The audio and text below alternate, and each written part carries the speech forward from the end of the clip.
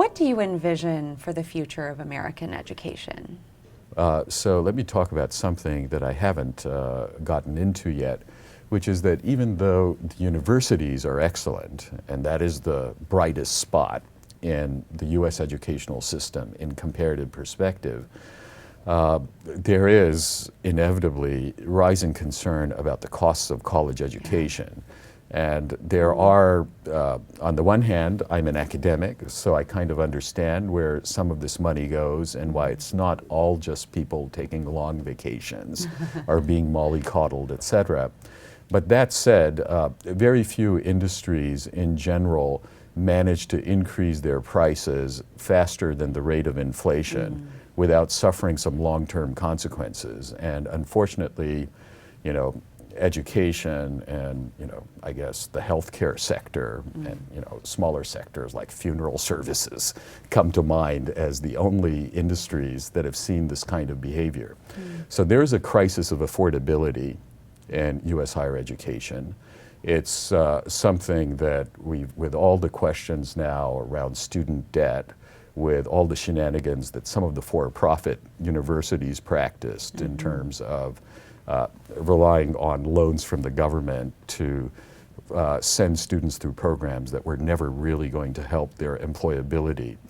It's an issue that I think is front and center on the minds of not just people who look at the educational sector from outside, but university presidents around this country.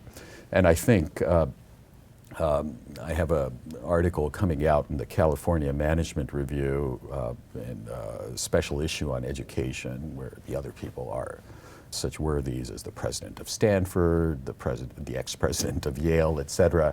My own pitch in this is that if we take the cost issues seriously, we cannot afford to assume that willingness to pay or ability to pay is going to continue to rise at these rates.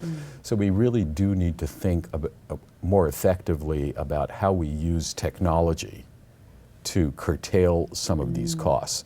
And so one of the things that I personally tried to do to sort of figure out what the possibilities are is I just actually started offering a MOOC, one of these massive open online courses on the Coursera platform, to try and figure out, okay, are MOOCs the answer?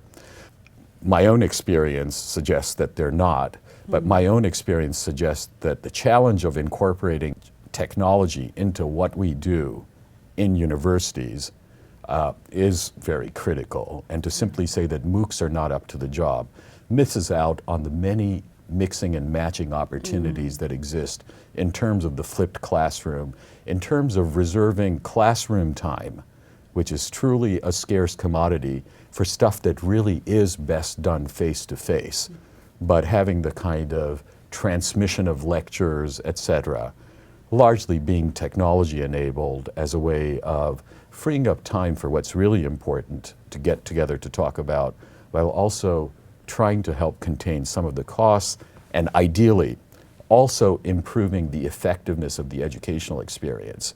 So I've taught most of my life at schools that favor the case method. That's always a highly interactive experience, and the hope is that the students learn quite a bit from that active engagement. I'm also struck by how many business schools still rely basically on pure lecture methods. Everything we know about learning suggests that passive learning is not nearly as effective as active learning, and technology can be used much more effectively to engage students. So it's not just a cost issue, it's also the benefits delivered to the students and to society ultimately through technology that I think is probably the biggest issue facing U.S. higher education, given the cost escalation.